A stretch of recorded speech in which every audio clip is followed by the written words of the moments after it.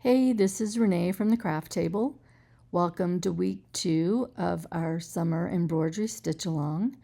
This week we will be going over straight stitches, a variety of them, including the basic straight stitch, seed stitch, running stitch, and the back stitch. Now, typically before I demonstrate all the videos, I would be talking to you face to face. However, if you saw my Instagram post or Facebook post this past week, was crazy. My husband and I were driving the RV from Florida to Montana, and we had one type of mishap after the other. Every single day was something, and our trip was delayed, and I am scrambling to get this video finished and uploaded in time for week 2's schedule. As I just got to my place in Montana, and it is about midnight on Friday, and our stitch along weekly videos should be posted Saturday morning. But anyway, here we go. This is the fabric that I will be using during this stitch along. It's Alison Glass's panel of her Art Theory color wheel, and so I have basted my lining fabric to my top fabric just because it's a super long piece, and that way it won't shift while I'm stitching. So I also have my hoop, clips to keep the excess fabric out of the way, thread. I'm using her pearl cotton size 8, got scissors and needles.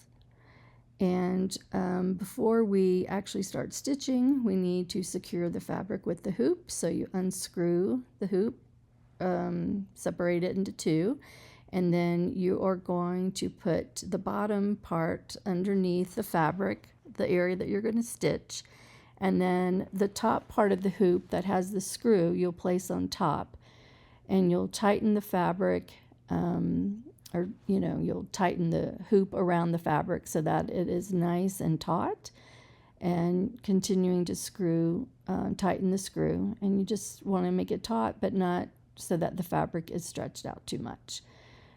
Cut off a reasonable amount of thread. I do about 18 inches. If you do anything longer than that, it's just going to be frustrating because it'll tangle up much more than you probably want it to. Size 5 needles, and then you thread the needle.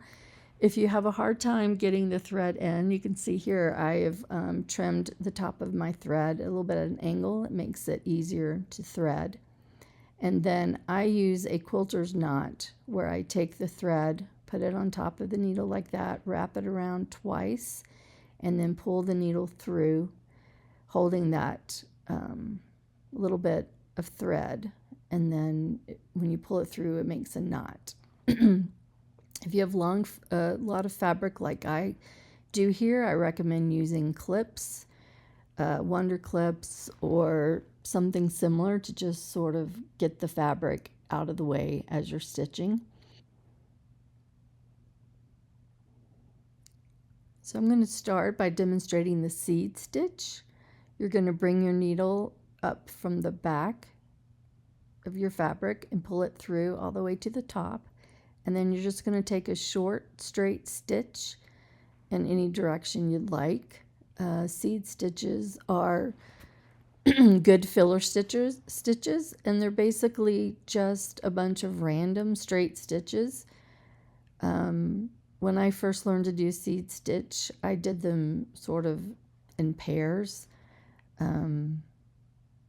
like 2 straight stitches going vertically, and then maybe 2 straight stitches at an angle, and then another 2, going vertically.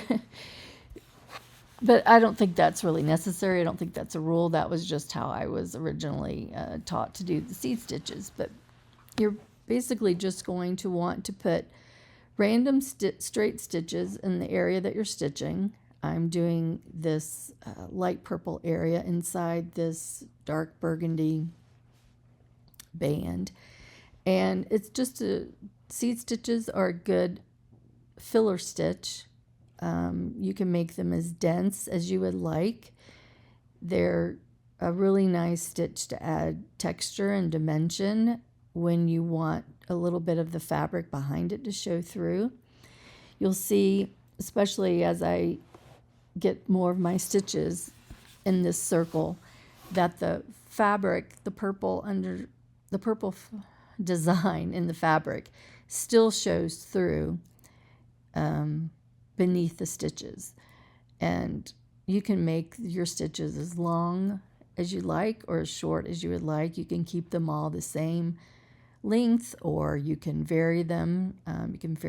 I like to kind of change my angle every once in a while, the stitches, so they're not all like toy soldiers in a row, but it's just a really good beginner stitch and very nice and relaxing, even when you're at an RV park waiting for the tow truck to come or the emergency roadside service to come and fix you up.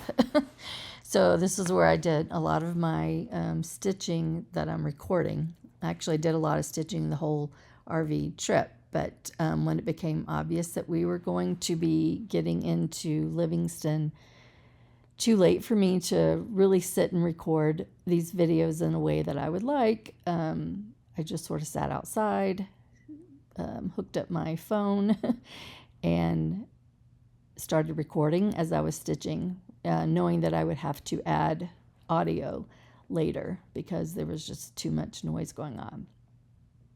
But anyway, yeah, so this is a seed stitch, a basic straight stitch, great for filling up an area and adding some texture and dimension.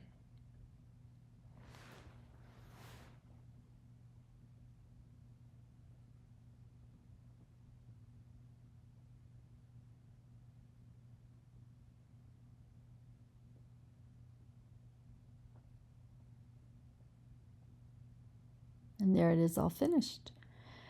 When I'm done stitching a certain area and I'm going to be moving on to another area, you want to cut your thread. But before you do that, you need to secure it in such a way that it won't come loose. So I flip my embroidery hoop over and I take my needle and I run it under a couple of the stitches close by. And I usually run it under twice. And then on the third time running it under, before I've pulled it all the way through, I'll stop. You'll see there's a little loop, and then I put my needle through it and then pull it all the way through, and it just adds a small knot that you really can't feel or see from the top, and then just cut it really close. So now we're just going to do a basic straight stitch where you just go from point A to point B. You come up on one side of the line that you want to stitch, and then you go down at the other side or the other end of the line. And I'm going to be doing that in this area, this little purple squiggly area here. And I'm not covering the whole entire area. I'm just doing that one edge. You can see I came up on, brought my needle up from the back. I came up from the left, went down on the right, and now I'm going to do the same thing a little bit further along on the design. Once again, just trying to give a little bit of texture and dimension to the fabric. And you'll see we're kind of doing this all along on this fabric. The fabric is gorgeous. The colors are so pretty. And with this stitch along, basically, we're just adding some extra elements, embellishing it to make it a little bit more unique and our own. Everyone's fabric would, or their stitching's going to look different from the next person's. But it's really a nice way to embellish what's already a gorgeous piece of fabric. So that is your basic straight stitch. Now I'm going to demonstrate a running stitch, which is really just a series of straight stitches. They're usually done in a line, and you will do straight stitches with a little bit of a gap in between each stitch. So you can see here, I'm just doing one straight stitch in this little area here, this fuchsia area on the left side of the purple. And then I will really start doing my running stitch on the other side. So I'm bringing my needle up where I want my stitch to begin. I'm bringing it up from the back and pulling it all the way through to the top. And then I'm going to put my needle down a stitch length away.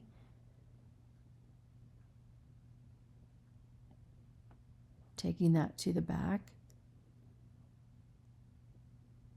And then when I come back up, I will leave a little bit of a gap in between the first stitch that I did.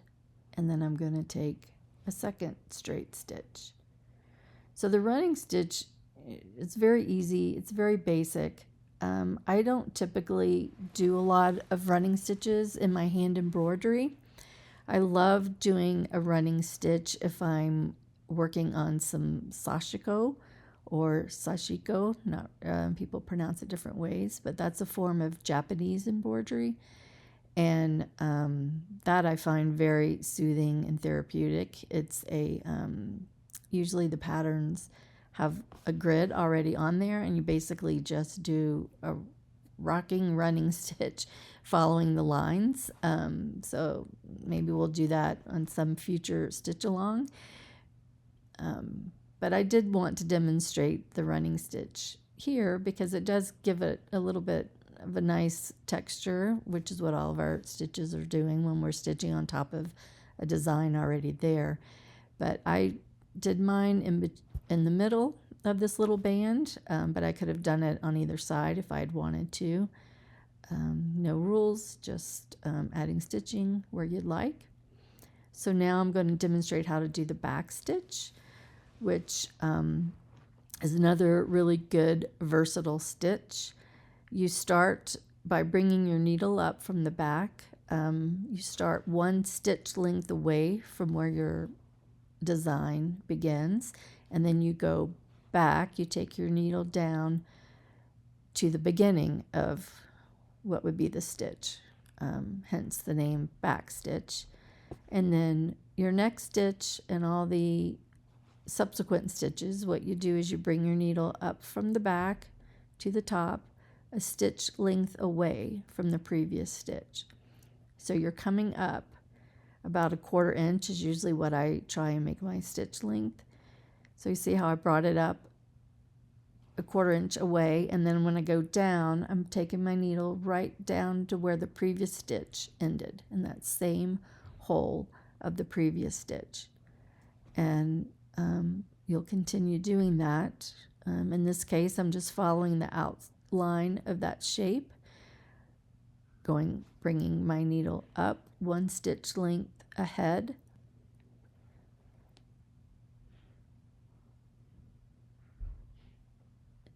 And then I'm going to bring it back and take it down right where that previous stitch ended. And I'll just continue doing that, going ahead one stitch length, bringing my needle up, and then going back and taking my needle down. So even as I approach this curve, I'm just continuing to follow the outline of this shape. It's the same method. It just gets a little bit tricky if you're in a tight little curve. And typically I wouldn't consider the back stitch, I wouldn't have lumped it with the other straight stitches. But since I'm trying to incorporate or combine certain stitches in order to get through all of them in the 12-week stitch along or the 14-week stitch along.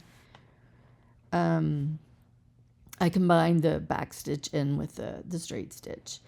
But the back stitch is really a great stitch to have in your toolbox. You can do so many things with it. You can see it adds a little bit more dimension than the other straight stitches that we discussed. It's great for outlining shapes, for doing lines, doing borders, and if you wanted to do any type of words, letters, things like that, the back stitch is a really good stitch for that. So there you go. So this week we went over 4 different straight stitches: the straight stitch, seed stitch, running stitch, and the back stitch. I will see you next week for week 3. Happy stitching!